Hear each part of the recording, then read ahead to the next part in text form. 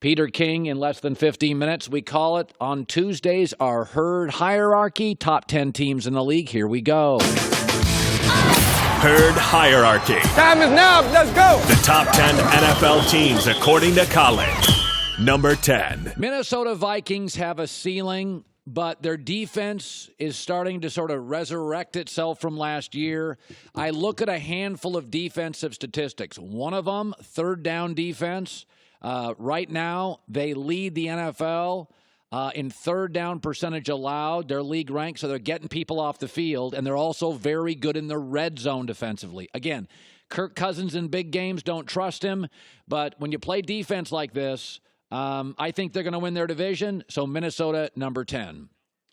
I thought the Houston Texans win in Denver was kind of a big deal. That's a tough place to play. The Texans' defense now, that front, is playing very well.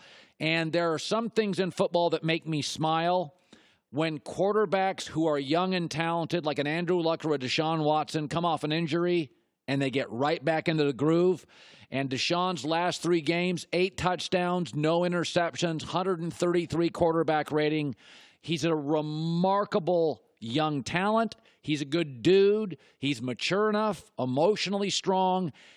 This is going to be Andrew Luck and Deshaun Watson's division for many years to come. Texans at 9. Pittsburgh Steelers. I still don't think they're great with the details, and there's always too much noise for my taste.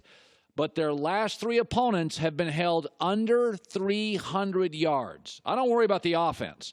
Their pass rush is excellent. Mike Tomlin's a defensive coach. There's always going to be some things about the Steelers under Tomlin that drive me nuts.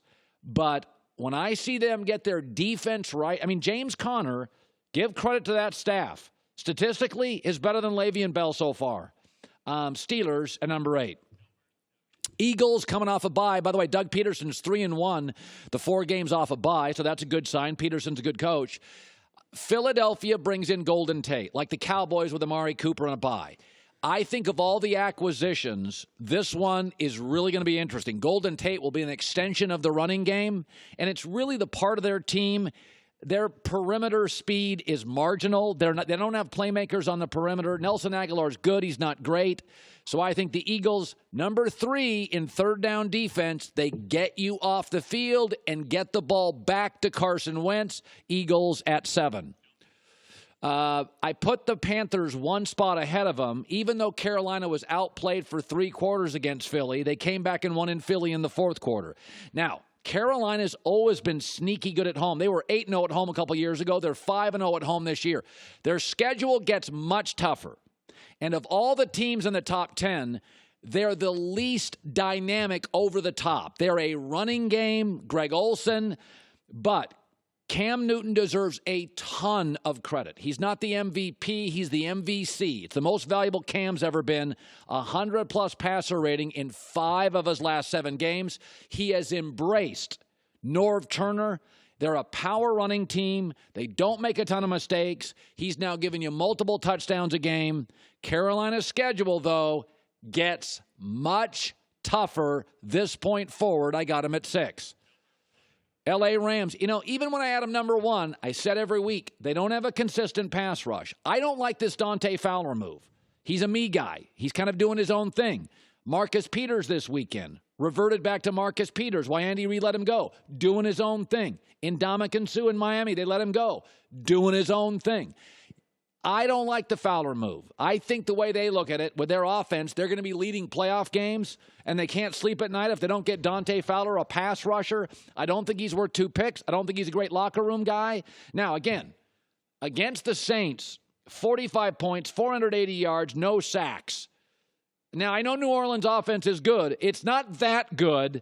And remember, Seattle dropped over 30 on this team. They've got some defensive issues. I don't think their linebackers are playmakers, good in space, and I don't think Fowler solves their pass rush.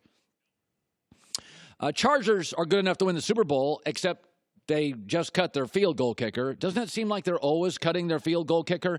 They really dominated Seattle. The score doesn't indicate that because they left 7 points off the board because of PATs and field goals missed.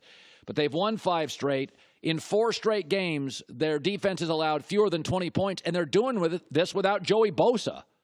So they're only going to get better. Chargers at 4. I put Kansas City above them, and I think it's really close simply because Kansas City has had the Chargers' number over the last several years. They're averaging 36 a game, first in the league, most by any team through Week 9 since the 2013 Broncos. That was the Peyton Manning Broncos. Listen, Andy Reid's a great coach, a great play designer, and they have a fireworks show of talent. Eric Berry comes back at safety, helps. Houston defensive end will help. I still think they can be a little sandlot offensively, so I'll put them at 3. New England Patriots right now would represent to me the AFC in the Super Bowl. They've won 6 straight. It's your typical New England story. Not great in September. We all claim they're dead.